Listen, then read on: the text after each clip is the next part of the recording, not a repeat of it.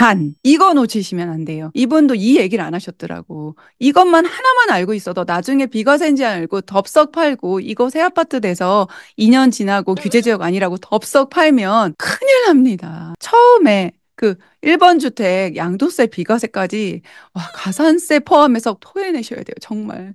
그럼 돈 토해내는 것만이 아니라 정말 토악질 나오실 거예요. 기가 막혀서. 딱 하나 이걸 몰라서. 뭐냐면 안녕하세요. 진아이스입니다. 진아이스에게 무엇이든 물어보세요. 요즘 저는 거기에 정말 진심입니다. 여러분, 지금 뭐 대출 규제 때문에 시장도 좀 어수선하고 매수 거래도 많이 끊기고 그런 상태예요. 그러면 다시 하락시장? 이런 불안함이 조성되는 그런 분위기이지만 끊임없이 내가 가지고 있는 돈으로 내 집 마련할 곳을 꾸준히 본다면 그렇다면 가장 좋은 기회를 늘 만날 수 있어요. 그런데 이렇게 혼자 하시다가 이분 이렇게 하시면 정말 안 되는데 그런 포인트가 있거나 하면은 제가 답변을 안 드릴 수가 없더라고요. 그래서 오늘 선정한 미라클님의 내용에 답변 드리도록 하겠습니다. 아시죠, 여러분? 구독, 좋아요 눌러주시고 저는 바로 영상 시작해 보겠습니다. 재개발 예정지 주택 구입 시 일시적 2주택 조건에 대해서 궁금해서 질문 드려요. 일시적 2주택 비과세 요건에 대해서 이분이 말씀을 해주셨어요. 여러분, 큰 지식이 없이도 갈아타기 하실 때 갈아타기 곱하기 일시적 2주택 요렇게 하시면 사실은 요 방법만 계속 반복을 해도 가만히 어디 한 군데에서 전세를 살거나 그냥 집 하나 사가지고 10년 넘게 아무 생각 없이 회사 다니거나 하신 분보다 정말 한 5년, 10년 내에 정말 기가 막히게 다른 자산 상태를 가지시게 될 거거든요. 일시적 2주택, 요 비과세에 대해서 간단하게 제가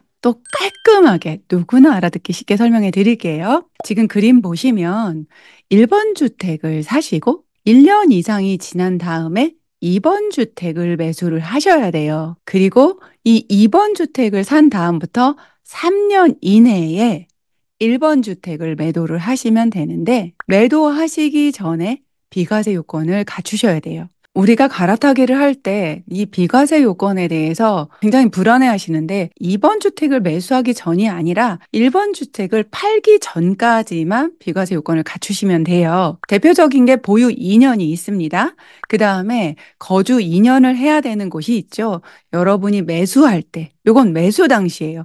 지금 조정 대상 지역 아니니까 이게 아니라 매수 당시에 규제 지역이었으면 꼭 매도 전에 2년 실거주 하셔야 합니다. 요거 기간 넣어서 한번 간단하게 볼까요? 보시면 23년 2월 1일에 1번 주택을 사셨어요. 와, 이때 사셨으면 수익이 꽤 났을 거예요. 그런데 아직 만 2년은 안 됐어요. 그러고 2번 주택을 24년 9월에 얼마 전에 매수를 하셨네요. 갈아타기를 할 생각으로 매수를 하셨어요. 아마 1번 주택이 꽤 수익이 나서 더 상급지로 가고 싶으셨나 봐요. 1번을 안전하게 비과세를 받으시려면 2번 주택 매수한 때부터 3년 이내에 1번을 매도를 하시면 돼요. 그 날짜를 보면 25년 2월 2일 이후에 그러니까 요거 매수한 거고 상관없이 1번 주택의 2년 비과세 기간을 채워야 되니까 2월 2일 이후에 매도를 하시고 그리고 27년 9월 2일 이전에는 매도를 하셔야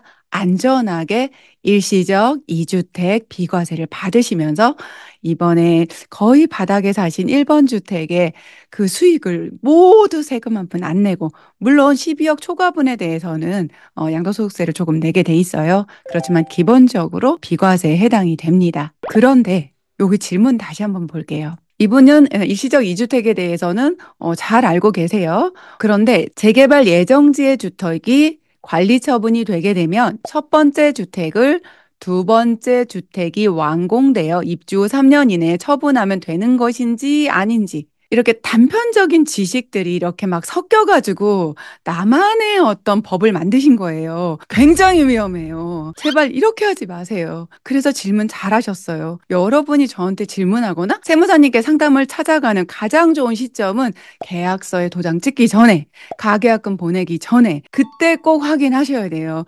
나만의 법칙을 만들어서 나만의 세법으로 세팅을 하시면 정말 큰일 납니다. 그래서 요거 제가 정확하게 알려드릴 건데 왜 이런 게 헷갈리기 시작을 하냐면 여러분이 이걸 정확하게 구분을 못 하셔서 그래요. 뭐냐 하면 주택과 입주권. 얘네 둘이 어떤 기준인지, 뭐가 다른지. 저 입주권 가보면은 막 다 철거해갖고 땅만 있거나 막 철거 중일 때 소장님들이 다 입주권이라고 하던데. 요렇게 얘기하시면 80점 드리겠습니다. 요때쯤에는 이미 입주권이니까 80점인데 정확하게는 그 기준은 아니에요. 입주권이라고 하는 건 언제냐면 관리처분 인가를 지나면 입주권이에요. 입주권이 되는 시점은 정확하게 관리처분 인가 일. 그때부터 입주권이에요. 그럼 여러분 잘 생각해 보세요.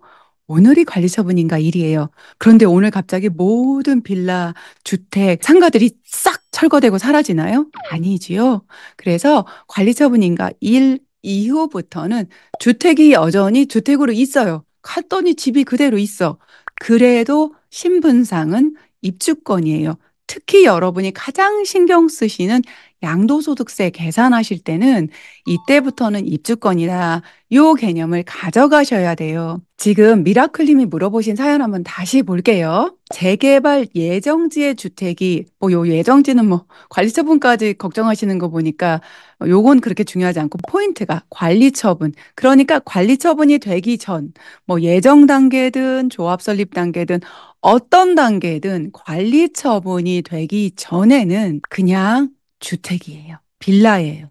무슨 얘기인지 아시겠죠? 세금상의 신분상 취득세도 양도세도 모두 다 주택으로 계산을 합니다. 제가 그림 하나를 띄워봤어요. 아까 그림에서 요 두 번째 집을 재개발 구역에서 사는 건데 관리처분이 안 지났죠. 그러니까 요거는 입주권이 아니고 그냥 여러분이 빌라, 주택을 산 거예요. 그러니까 똑같이 3년 안에 1번 주택을 파셔야 일시적 2주택 비과세를 받으실 수가 있어요. 그런데 이 상황에서 질문이 진짜 많은 게, 아니, 내가 이걸 샀다가 2달 뒤에 관리처분인가가 났어요. 그럼 아니지 않나요? 이렇게 얘기를 하는데, 다음 날 관리처분인가가 나도 하루 전에 사시면 여러분은 주택을 산 거예요. 입주권이 아니라. 아시겠지요?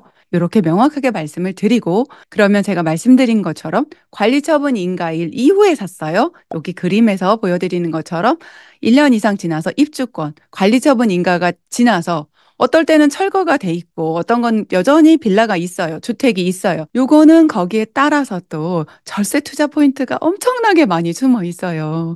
다주택자나 무주택자나 일주택자는 어떻게 해야 되는지 절세 꿀 포인트가 쏙쏙 숨어 있는 곳이 요 입주권이거든요. 오늘 미라클님이 질문하신 요지에 맞추면 요렇게 입주권을 매수하시면 그때는 여기 3년 이상 없어졌죠. 사라졌어요. 1번 주택을 언제까지 매도하면 되냐면요. 완공 전부터 완공 후 3년 이내에 1번 주택을 매도하시면 비과세를 받으실 수가 있어요. 와, 기간이 그럼 굉장히 길어지겠죠. 아까 이 집 언제 샀다고 했어요? 23년 2월 아주 바닥에 사서 요 입주권이 새 아파트가 되고 그 새 아파트에 들어갈 때까지 그리고 입주 이후에 3년까지면 굉장히 긴 시간 7년, 8년도 될 수 있어요. 그 기간 동안 이 주택이 계속 상승하는 그 모든 상승분을 다 비과세 받으실 수 있다.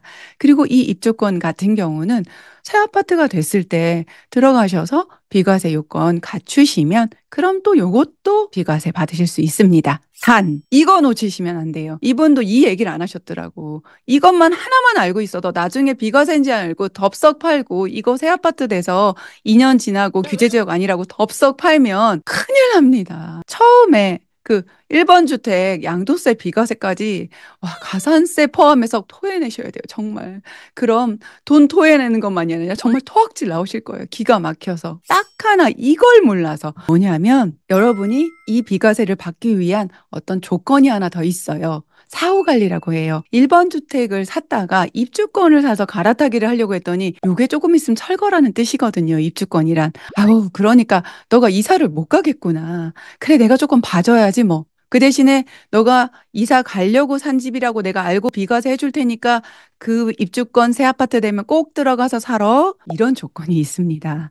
그래서 입주권이 새 아파트가 됐을 때 모든 전 세대원이 전체가 입주해서 1년 이상 실거주를 하셔야 돼요. 그 기간도 완공 후 3년 이내에 하셔야 됩니다. 요거를 모르시면 다 아는 것 같은데 마지막에 실수 하나 해서 그 이전에 팔은 거에 대한 양도소득세까지 다 토해내셔야 됩니다. 그래서 오늘 미라클님이 올린 사연은 일시적 이주택 비과세에 대해서도 명확하게 공부하고, 아니 여기에다가 재개발을 넣었더니 이렇게 꿀 투자 포인트가 있었네? 요걸 여러분 모두에게 가르쳐 줄 수 있는 좋은 포인트가 숨어 있어서, 그리고 이번 사고 치기 전에 아유 내가 빨리 알려드려야겠다, 이 마음에 멘토링 드렸습니다. 오늘 내용 정리해 보겠습니다. 일시적 이주택 비과세 받는 조건 간단합니다.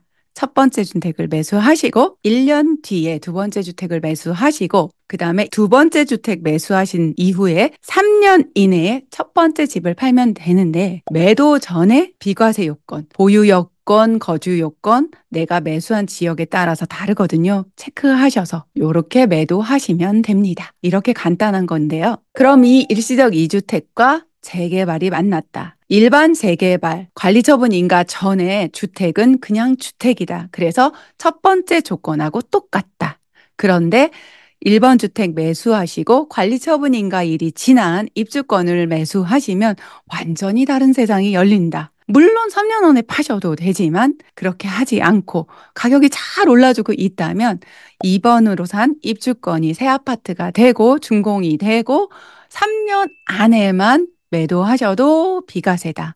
그 대신에 사후 관리가 있는데, 입주권이 새 아파트로 변한 그 새 아파트의 전 세대원이 다 전입신고하고 실거주 1년을 하셔야 안전하게 비과세를 지키실 수 있습니다. 정말 재개발 매력이 정말 많죠. 이제 대한민국 안에 정말 좋은 입지의 새 아파트는 오직 재개발, 재건축으로 가능한 거 이제 여러분도 아시죠? 그러니까 일반 아파트 매수와 함께 재개발, 재건축 하나씩 하나씩 진화이스와 함께 사부작사부작 공부해 보시면서 내 포트폴리오를 더 풍성하게 하실 수 있도록 제가 항상 도와드릴게요. 그러니까 여러분, 이 소식도 빨리 받아보실 수 있도록 구독, 좋아요 눌러주시고 알람 설정까지, 그리고 이 영상의 댓글에도 여러분 궁금한 거 남겨주시고 진아이스에게 무엇이든 물어보세요. 공지사항 댓글에도 남겨주시면 제가 선별해서 빠르게 답변 드리도록 하겠습니다.